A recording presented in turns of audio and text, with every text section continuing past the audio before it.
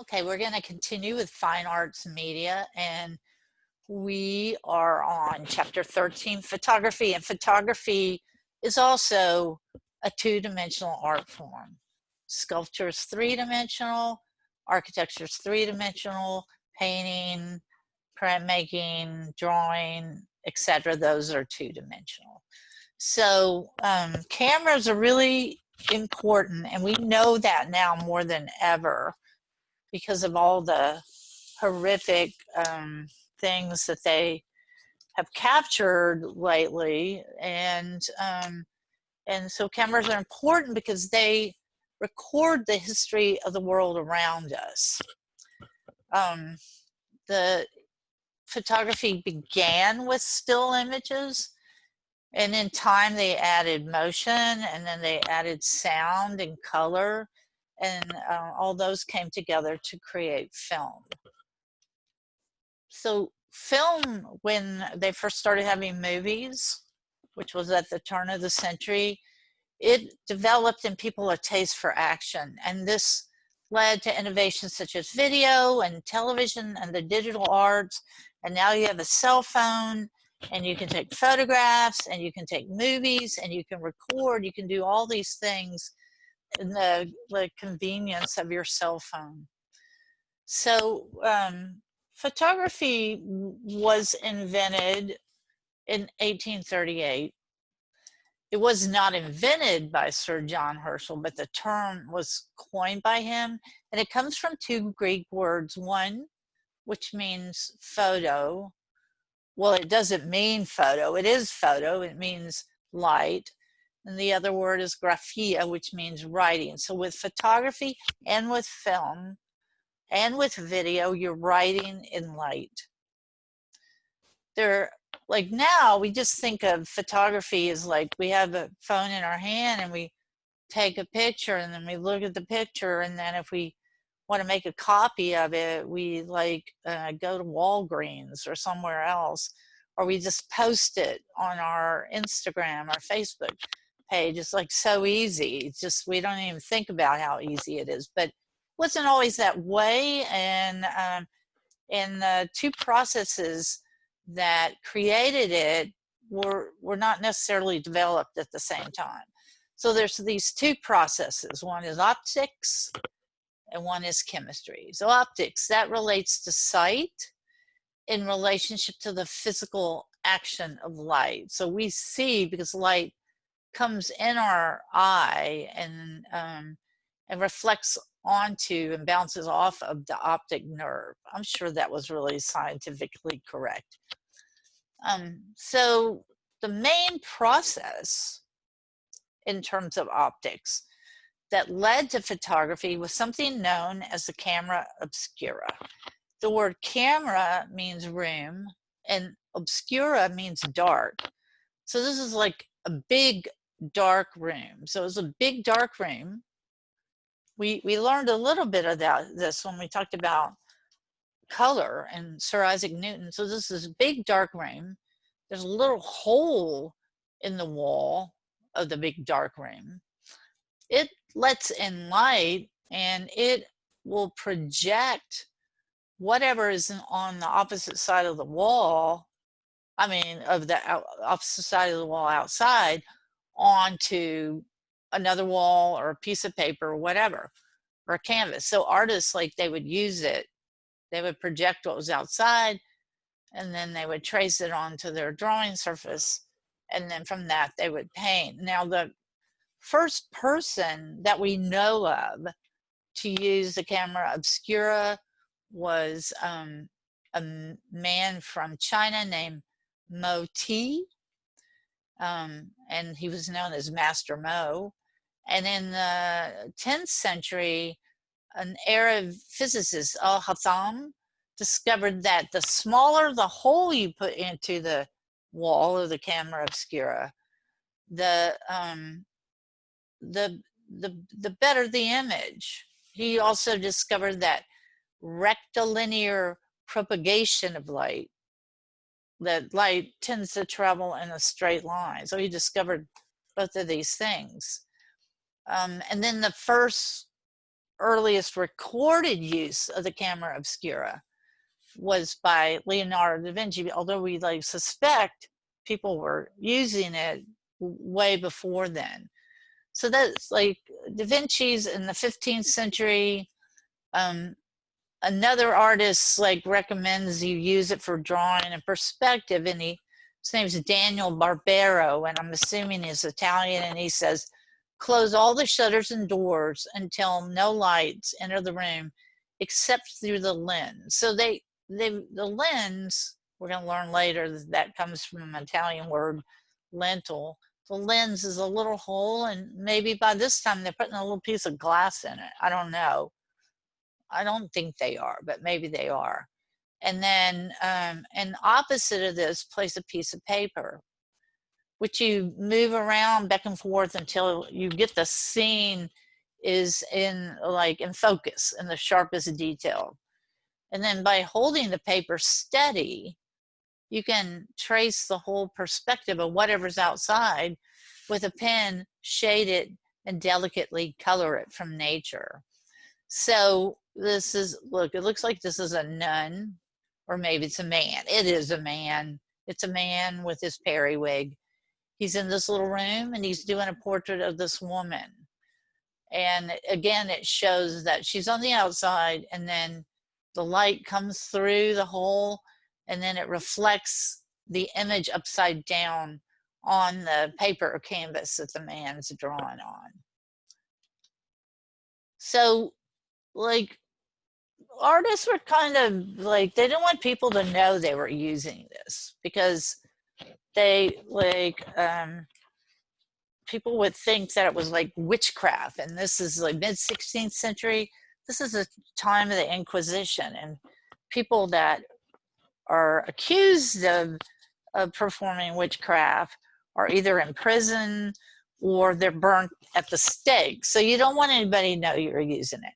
So this guy, like, he's kind of a rich guy, he's a philosopher. He's obsessed with magic and miracles, and he sets up a camera obscura and then gets a bunch of people to go sit in it. And then outside of that room, he gets some actors to prance around and dance. And they project on the wall. This one's showing it wrong. It's showing him his right side up, but he's not. So it projects on the wall, and then all the people like totally freaked out. And they ran out of there screaming because they thought like it was the devil or witchcraft or something. And then Della Porta, he's supposed to go to trial, but then he flees the country, which a lot of people did during the Inquisition if they could afford it. So like one artist, we've looked at his work before, is Johannes Vermeer. He used the camera obscura. So you've probably been like, I always wondered, and maybe you've been wondering, or maybe you didn't even think about it. I always wondered, like, wow, look at those paintings from the 16th, the 17th, and 18th century. They look so realistic. Those people were geniuses, and maybe they were.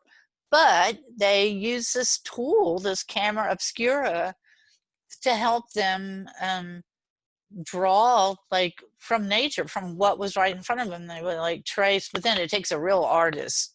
Anybody can trace, but you have to be a real artist to be able to paint these things and make them look like beautiful and realistic and otherwise. So here's some more pieces he did. There's a whole movie on this. There's an annoying guy that narrates the movie, probably sounds just as annoying as me, but it is a pretty fascinating movie on how Vermeer used that camera obscura. And he, like most of the people in his images are his family or friends. So, like we're looking at this giant camera obscura, and that's not very portable. And so people started, fiddling around with it, and it got smaller and smaller and smaller, and they're starting to use lenses to focus with. And like this one right here, this guy's got this little makeshift tent that he covers with a curtain, and then on top of it's a periscope, which he you know, they use those in submarines. And he's like turning this around until he sees the perfect view, and then it projects on his paper. And then this one, you guys are too young for this, but my dad and my grandpa, they love photography, and they would have these cameras, handheld cameras with these accordion lens. Well, see, like the camera obscuras were the like the first innovation to use these accordion lens, and you can move those, like that accordion, back and forth until you got whatever in front of you was in focus. And then so these get like gradually get smaller and smaller, and like this is like a desk size one. This is kind of a goofy one right here. I wouldn't want to be in that. And then like eventually there's the camera lucida, which you just like, you don't need a dark room, and you lay your paper flat out, and you like the image reflects off a prism onto the paper. So that's the camera obscura. So they're not taking pictures, but they're using the optics of light to help them project images. So then in order to have photography, you got to add those optics to chemistry. Not this is kind of explosive right here. We don't want it to be that kind of chemistry. So for a really long time, people knew that like certain colors bleached in the sun. And this Italian scientist in 1614, Angelo Sala, he discovers that powdered silver nitrate darkens when you expose it to light. And then somebody else discovered that silver chloride darkens when it's exposed to light. So before photography, and we talked about silhouettes when we talked about line. So before photography, silhouettes were really popular, and well-to-do people would have their silhouette made. So they would like sit in a dark room again, and then the guy would have like a screen right here, and there would be a light that would cast a shadow, and then whoever's back there would trace the shadow, and then they would cut it out of black paper. I'm going to just interject this part about like, so silhouettes were super duper popular. And like somebody else who uses silhouettes, and I include we talked about her also a little bit when we talked about silhouette, and then we saw a video on her sculpture, the sugar baby, in the chapter on sculpture. But Kara Walker, she's been using silhouettes for a really, really long time. And during the she's contemporary. So during the 19th century, it was like really popular to do these 360-degree silhouette tableaus. And she kind of takes it and turns it on its head, because only wealthy people, a lot of times plantation owners, were having their silhouettes done. And she does these like powerful silhouettes that often like have to do with the inescapable horror of slavery and the cycle of racial inequity that's just been playing out ever since through today. And this is one about Uncle Tom, and it references that loosely, and it reenacts the torture and murder and assault of enslaved people. And I don't know if the Menil has opened up again, but for a while, and maybe still, they have one of Kara Walker's giant silhouettes there, and I would like highly recommend going to see it and reading up on her more. I really admire her as an artist, and it's like as a person, she's really humble but amazing, and an artistic genius. Okay, so let's go back to our history of photography. So silhouettes were really popular, as I said before. And Thomas Wedgwood, who's the son of Joseph Wedgwood, who was at a famous ceramics factory in England, and then kind of mass manufactured ceramics to make them more accessible to people that couldn't afford, like their ceramics were done in molds and not thrown by hand. And so Thomas Wedgwood is trying to figure out a way an easier way to make silhouettes, and then to have those silhouettes those designs appear on the pottery. So he gets some paper and he brushes silver nitrate on it, and then he puts some leaves on it, and then puts it out in the sun, which in turn hardens the silver nitrate that is exposed to the sun. But the area that the leaves are covering up, it remains white, at least for a little while, because he hasn't figured out how to permanently fix that image on there. And then over time, the white area begins to darken and it's no longer readable. So he's trying to figure out how do I get these to be permanent? And other people are thinking about that too. So there's this guy, and I love his name, and this is during the time of Napoleon and during the time of the French Revolution and afterwards. So in the late 1700s, Joseph Nicephore Niepce, I love to say his name, and his brother, they think about using light-sensitive materials to reproduce imagery.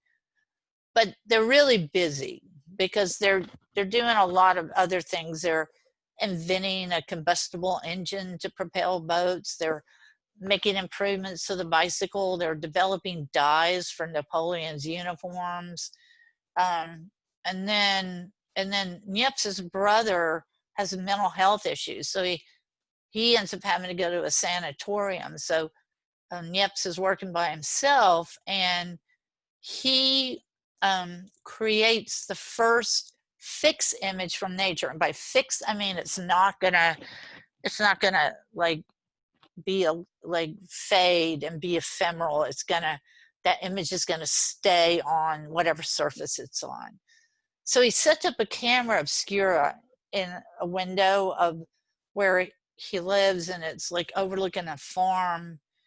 And inside of it, he puts this polished pewter plate that he's coated in bitumen. And bitumen, this is this black, vicious mixture of hydrocarbons. And it's the residue from petroleum distillation, or it occurs naturally. And they used it in Babylon and other places and on top of the ziggurats, they would, because they could light a flame and it would burn eternally. So he polishes the plate in that. He exposes it to light for 8 hours, a long time. And then he takes it and he washes it in oil of lavender and petroleum. And this dissolves the bitumen that wasn't hardened by the sunlight. And he calls these images heliotype. And helio is Greek for sun, and type means impression. So I know you're probably looking at this and saying, what the heckity heck?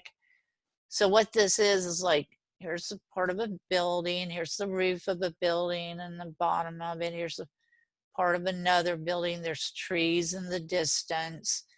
And then this is he's using a smaller camera obscura. It's starting to look like what we know later as a box camera. And he tries to present his heliotype to the Royal Society of London. And this is where you would go when you had a new scientific invention. And he's not able to receive a formal audience. I read somewhere that one of the reasons was because he didn't want to reveal his secret. He just wanted to show him what he did. So they're like, what not going to talk to you, you nut. So this is hard to see, but these are Roman arches. This is outside in the garden, and the Roman arches are like covered in plants and ivy and stuff. So he goes back to Paris, and he meets this guy, and he maybe already knew him, and he starts to partner with him on experiments of how to like improve these heliotypes. And the guy's name is Louis Daguerre. And Niepce dies before they figure out the problem. So Daguerre, he's a architect apprentice at 16. He does set designs, he does stage designs, he does all these lighting effects. He would like do the camera obscura to create these stage backdrops, and then he would like have all these special effects happening, like smoke and lightning and stuff, and people would sit there and stare at him, kind of like you stare at your phone. So Daguerre, like what he does is, after Niepce dies, he has a glass plate and he coats it in silver nitrate, and he exposes it like to whatever image that he's trying to get. And then he puts it in the cupboard. I guess he's still using kind of like a small camera obscura. And while it's in the cupboard, a thermometer, like somehow or the other, there's a broken thermometer in there. He must have been messy. Look at his desk, he was. And the thermometer accidentally leaks mercury fumes onto the plate. And the mercury fumes have miraculously exposed and fixed the image on the plate. But once again, when it gets exposed to light, the white areas start darkening. And so Daguerre's like, well, maybe if I coat the plate in iodine. I don't know how he came up with that idea. And then he exposes it to light for 30 minutes, and then he heats it over mercury, which is not very healthy. This sets the image permanently. And so with that, he invents these beautiful photographic images called the daguerreotype. This is all like all these famous people started getting their daguerreotype taken. This is Frederick Douglass. But there's an issue with them. So even though there are these beautiful, clear images, it's not like you can't make prints of them. So every time you want a new daguerreotype, you gotta take a new picture. The person that's sitting in front of it has to sit still for 30 minutes. Then, because they're on copper, they scratch really easily. So they had to make these special cases for them to go into. And they were expensive. Like, this might be a person's entire, like, working class person's entire week's wages, and they can really afford them. Some people thought that daguerreotypes were blasphemous because they thought only God could make the image of man. And then other people thought, oh my God, painting's dead, and that nobody would paint ever again. This is what the daguerreotype camera looks like. It's got that accordion lens, so you can adjust it till you get the image in focus, and then they would put the plate in here, and then they would open up the lens and let the light filter through. So like we said, daguerreotypes are beautiful, clear, expensive. So while this is going on, this guy named William Henry Fox Talbot, he develops a kind of photograph known as calotype. It's a positive negative process. And what he does is he takes a sheet of paper that's been coated in silver nitrate and puts it in here, and then exposes it to light for 30 minutes. And then when it's taken out, he fixes it in this really strong salt solution, and it results in a negative. And then on top of that negative, he would place another piece of paper prepared with the same solution, expose it to light, and then from there he would make a positive. And the cool thing about the calotype is you can make as as many multiple positive photographs as you wanted. Now that like this is one of his calotypes. Now the problem with these calotypes, which means in Greek beautiful impression, is even though they're really cheap, they're easy to make, but they fade over time. So we have like the daguerreotype, beautiful, it does not fade, but you can only make one. Calotype, cheap, easy to make, you can make multiples, but it fades. So what do? So this is like, so people are, like they're all over the place experimenting. So in 1848, this Scotchman named Frederick Scott Archer, he develops this process called the wet plate collodion process. This is, you have like a glass plate and it's coated in collodion. And collodion is made out of gunpowder dissolved in either ether or alcohol. It was used for dressing and protecting wounds. It dries really quickly into a thin, clear film, and it was invented during the Crimean War. It's still used today. He was a sculptor, and he liked to document, photograph his work. And those calotypes, he just didn't really like them, so that's why he worked on this process. The you would take it, you would like coat it, and then you would, like, as soon as it dried, you'd have to insert it into your camera. You exposed it to light, and then you had to develop it on the spot. So you better be either inside with running water or somewhere by a lake or a waterfall. I'm exaggerating about the waterfall. And look at all the equipment you had to have to be able to do this. A lot. And so these images, you can make multiples. They were beautiful and clear like daguerreotypes, but they were unbelievably highly flammable. Anybody see Inglourious Basterds? There's a scene where Marcel, like the Nazis are all getting ready to watch the film, or they're watching it, and Marcel is in the back, and he lights a cigarette and catches all the reels of film that also are coated in collodion on fire, and then the whole theater catches on fire and burns up a bunch of Nazis. So it's really highly flammable. So you might be a photographer and you're smoking your cigar and an ash falls on the picture you're developing, and you and it and your whole studio goes up in flames. Like one of the most famous photographers to use this process was this woman named Julia Margaret Cameron. She's English. Her husband was a civil servant and never home.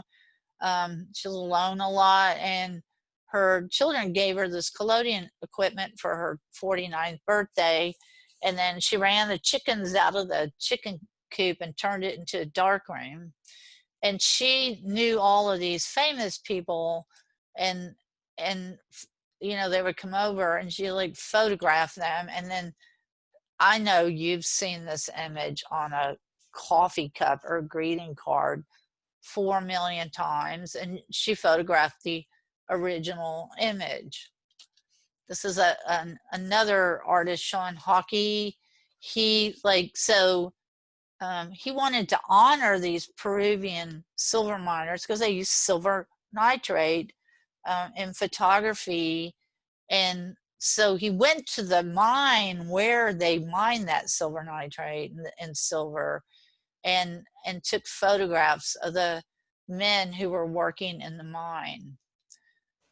So the camera for the wet plate process, we saw one on a tripod, and this is another one. The cameras are getting smaller. It also has a lens which you can adjust and put in focus.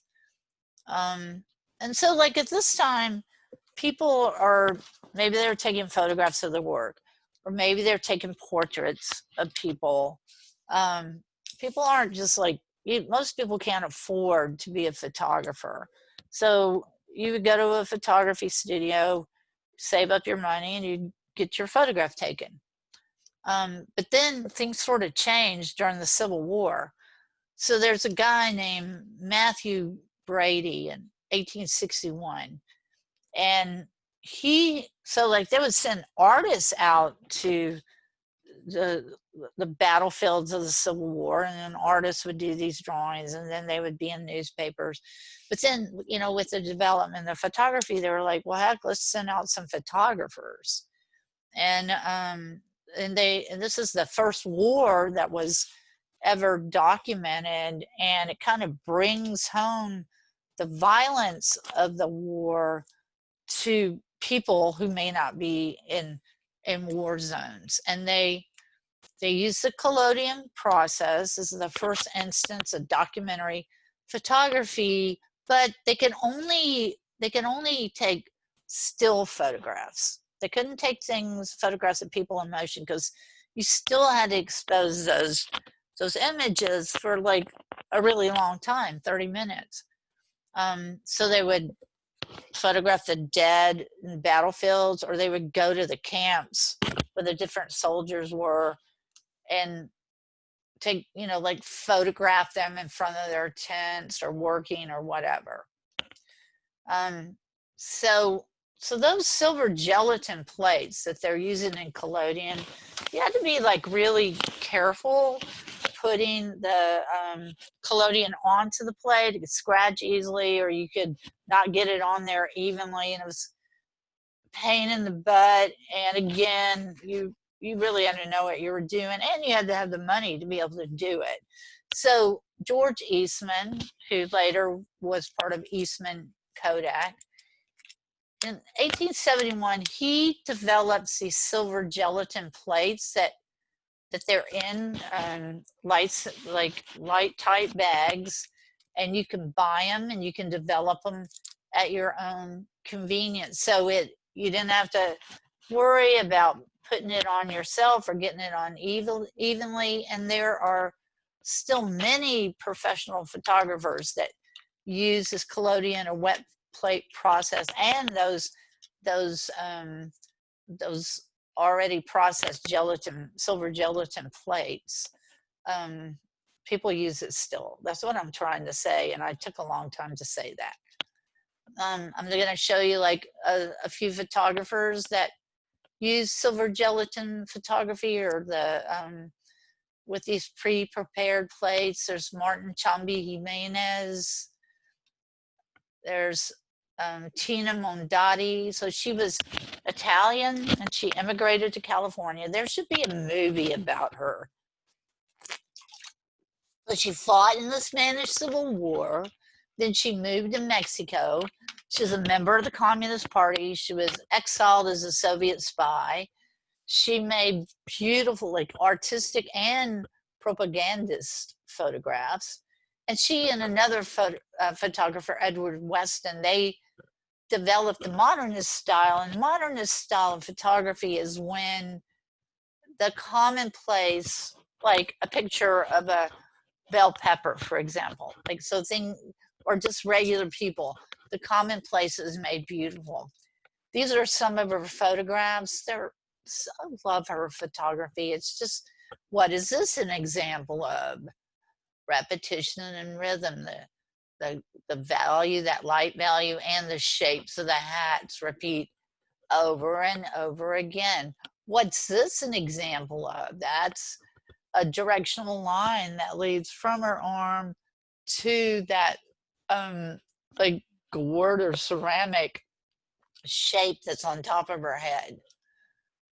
Tina Mondati took a ton of pictures of Frida Kahlo. They were friends. Here's another photograph of her. They're beautiful photographs.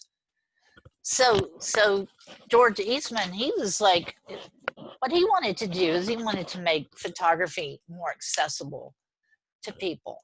So in 1889, he invents his handheld box camera. Like always before, you'd have to put a camera on a tripod. It had to stay still when you took the picture. And he, like, the box camera is cheap. Instead of using like wet plate collodions, it uses rolls of film, which Eastman also developed. So you don't need these plates or sheets of paper, and they're inexpensive, more accessible to the public. Now, when people took photos on those rolls of film, back then they had to develop them themselves. When I was in college, I'm not 30 years old, but when I was in college, we would use cameras with rolls of film that were like this, or were like had accordion lenses, and we had to develop our own film, and I was terrible at it. But this, like this handheld camera and these rolls of film, they make photography really inexpensive and accessible to the larger public. Like, and they also make it so you don't have to take a picture straight on. You can take a picture at any angle now, which you couldn't do before. So artists began to use photography in their work. This is a painting by Gauguin. He had been a lawyer and had a family, and then he left his family and he moved to Tahiti, and then he had like a 14-year-old girlfriend, who's this girl right here. So creepy, but he would take photographs and do these paintings. This is a Picasso. He took a photograph of a model, and then he repainted it and replaced the room with a landscape. So there's all these different artists using photographies. So with the advent of the box camera, they become really popular, and there are these camera clubs, and if you belong to a camera club, then you have access to a dark room, and you can develop and print your own work, and people are mostly, they're taking snapshots with these cameras. They're taking pictures of their families. They're taking pictures of, like you go on vacation and you take pictures. So most people are just taking snapshots. But then there's this one club that develops called the Photo Secession, or the Photo Secessionist. And this club was organized by Alfred Stieglitz. He's the husband of I forgot her name. We'll see her in a minute. Oh my God, I can't believe I forgot her name. She's really famous. And he founded this Photo Secession Camera Club. He founded 291 Magazine and 291 Gallery.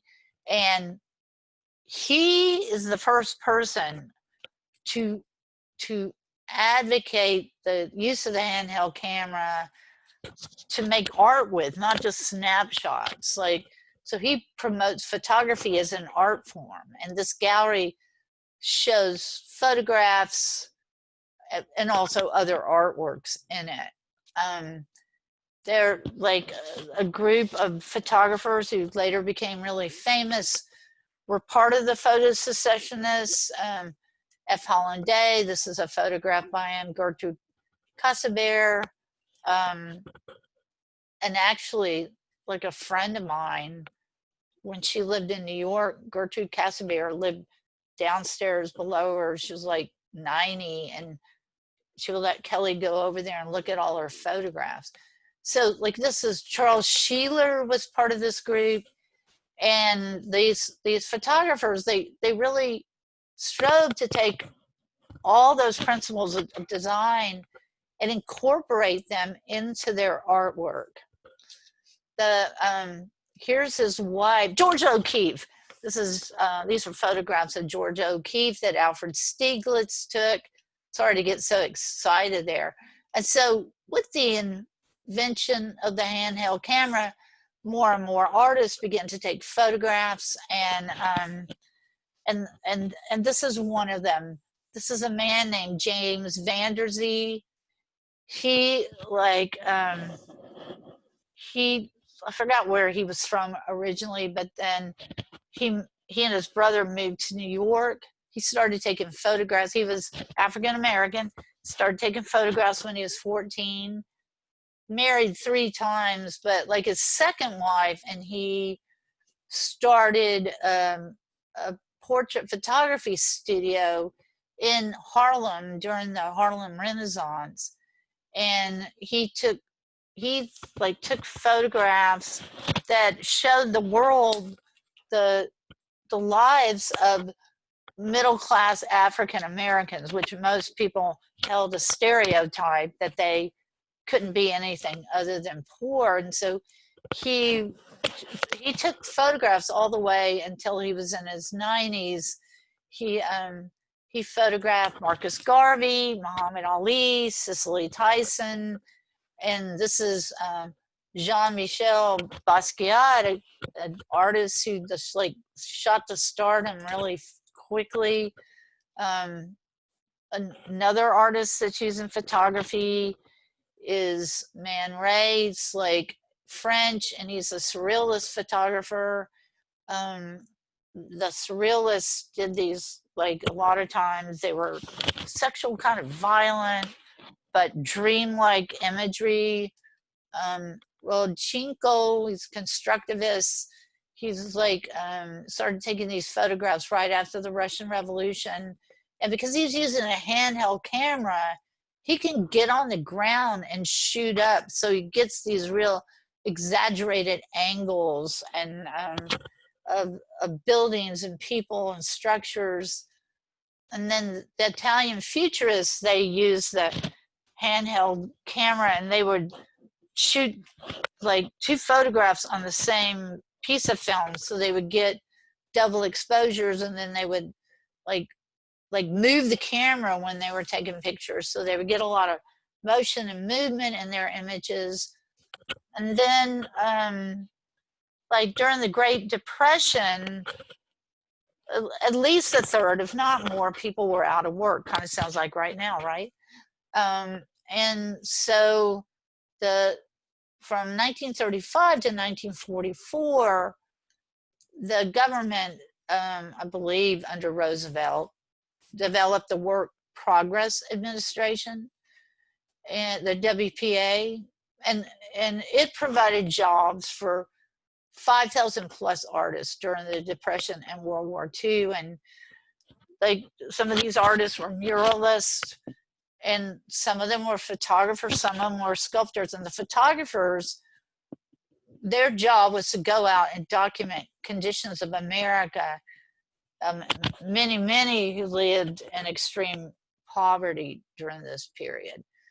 This is a really important photograph that was taken during this time period, right after the Louisville flood. And this is by Margaret Bourke-White. And this shows like the real irony and the real class division and race division economically in the United States. So there's this billboard of this white family who looks like they're about to run all over these poor people standing in a bread line. And it says, "World's highest standard of living. There's no way like the American way." Well, right, for these people, there's no way like the American way. But these people standing down here who were probably already poor before the flood, before the Depression, their quality of life economically and otherwise is not the highest standard of living. And they're having to stand here in a bread line waiting for handouts because they've lost their homes and everything. Another one of the photographers during WPA's Gordon Parks, he also became a filmmaker, and then his son became a filmmaker. He's also African American. Russell Lee, during the Depression and during the like Dust Bowl era, would go out and photograph people who lost their farms and were living in tents. And then, as you notice, all these photographs are black and white. So now we have to talk about color photography for a minute. So color photography was first developed by Thomas Sutton, who was working for a chemist named James Clerk Maxwell. So he took the first color photograph. It's not like a color photograph like you know now, where you take a picture and it's in color. And instead, what they would have to do is they would have to take 3 images of the same thing, and they would have to use a different color lens on the camera each time. And then they would take those 3 exposed images in color and project them one on top of the other. And then you would get this by mixing the colors. It's almost like printmaking. This is a photograph of Alim Khan by Prokudin Gorsky. And it's like, again, they had to take 3 images, which they projected with lanterns, using like these different, like they took 3 black and white photographs using red, green, and red filters. And then they projected them with lanterns using similar filters, where like one photograph on top of the other to get this color image. Then, like, while they're further perfecting it, they started doing it like printmaking, where each image is inked up and then printed one on top of the other. So you have red, green, and what is it? Red, green. Oh, I screwed up there. It's not red. It's red, green, and blue. That should say blue on this one. So they're using red, green, and blue plates and printing it to get all the colors. And then, once again, working for Eastman Kodak, because they want to make photography easier and accessible to people. These 2 musicians, Leopold Manns and Leopold Godowsky Jr., they invent Kodachrome, color film, for Eastman Kodak on a roll. Now these colors, these Kodachrome colors, are intense. Like, they're more intense than the colors in real life. This is the kind of photography my dad did of us when we were kids using Kodachrome. Here's some more images by Alex Webb using Kodachrome. And that's the end of the chapter. I haven't gone into like into film or video or any of that in this chapter, because this is a lot to take in. Okay, so that is the end of the chapter, and I'm ending the slideshow right now, and I don't know how to end it. There.